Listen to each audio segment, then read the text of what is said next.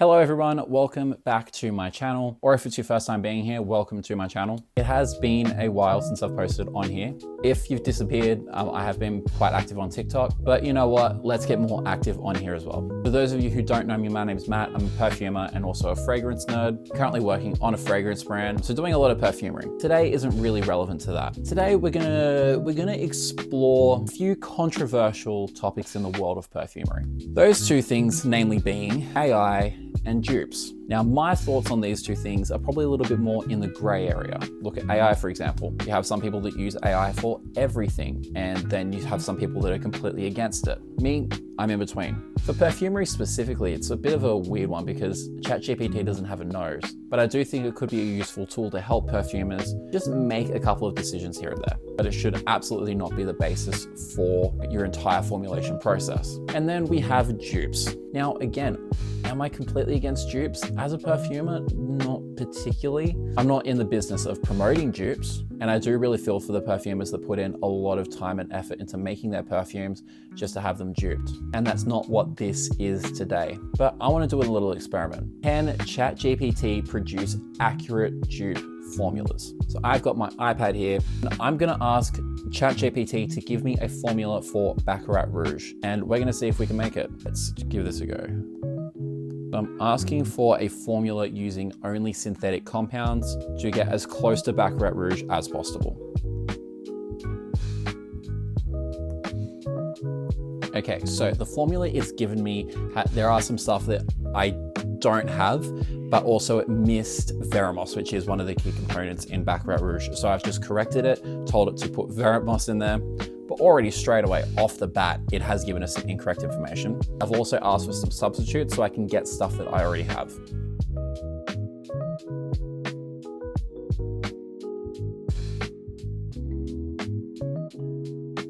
All right, cool.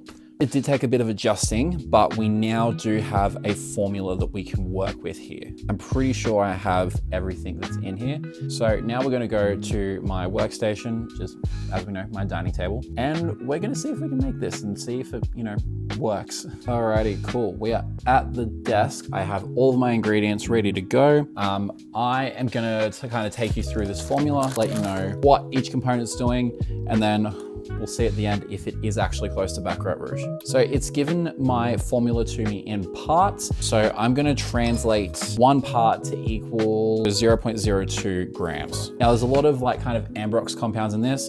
The first one of which is ambrofix, which is a powder kind of substance. It wants 3.5 parts of that. So that means we're gonna do 0.07 grams of this.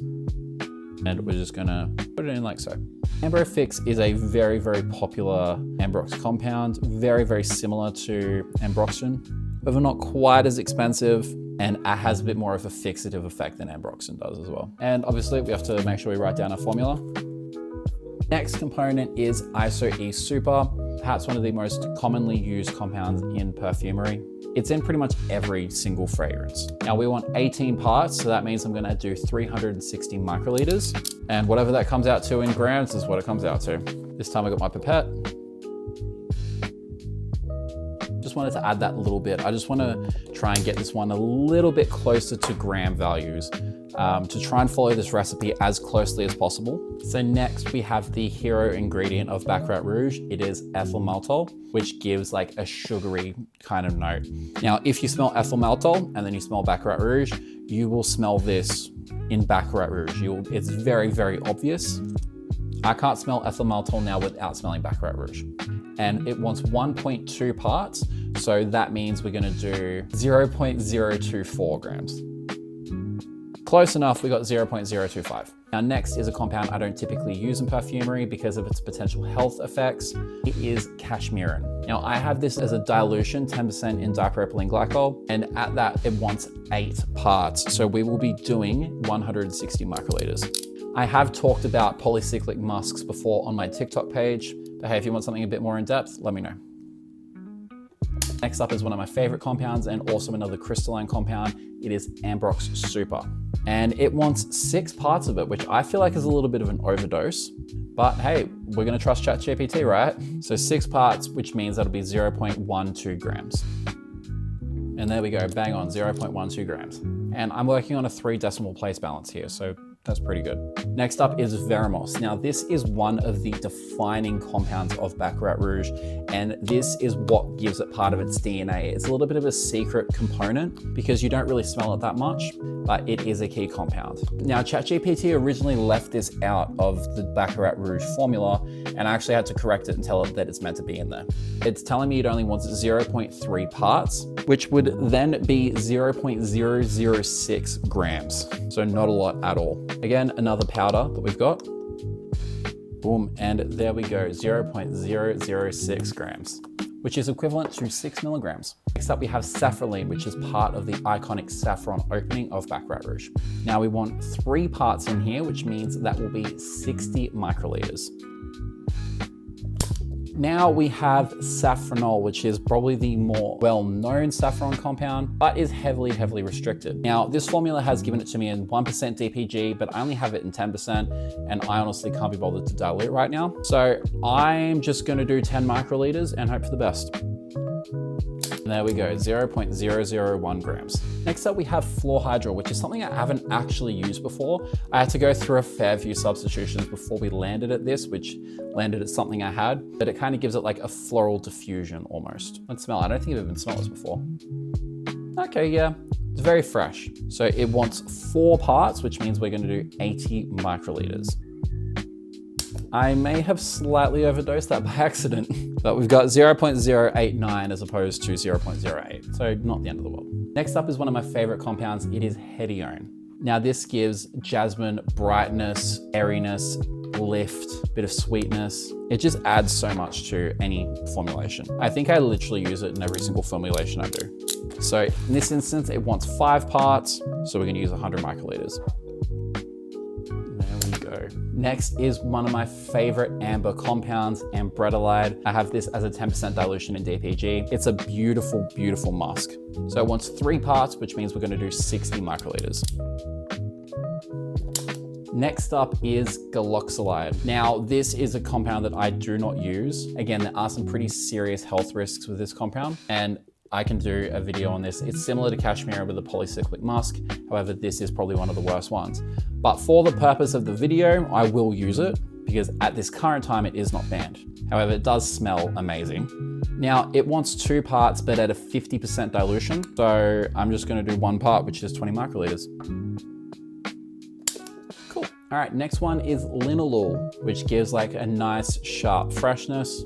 Beautiful compound, one of the key components in lavender and also in many other things. Again, just the 1 part for this one.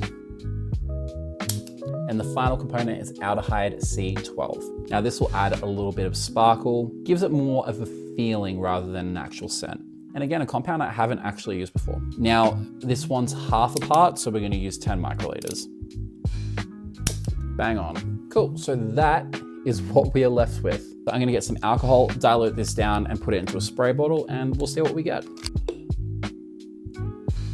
So now it's just the process of dissolving all of these crystals, which should hopefully be fairly quick because it's in alcohol.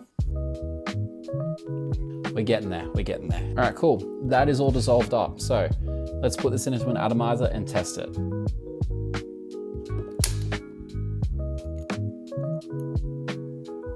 All right. Let's go back to the couch, let's test it, and we'll have a little bit of a discussion. Okay, it is time for the moment of truth. How well did I dupe Baccarat Rouge? And did ChatGPT get it right? Okay, it's a little bit hard to tell on the tester strip, but that isn't completely unlike Baccarat Rouge. Let's go, the ever reliable skin test. I can safely say I did not create Baccarat Rouge just then. However, what I made wasn't terribly far off, but it is just missing so much of what you could expect from Baccarat Rouge in there. It is kind of like, it's a very basic form of what it could be. It does lack a lot of the depth. It does smell very kind of, I don't know, simple, but the building blocks are there. Now, this comes with the obvious caveat. I literally just made this. I have not let it sit, let it macerate, let it mature.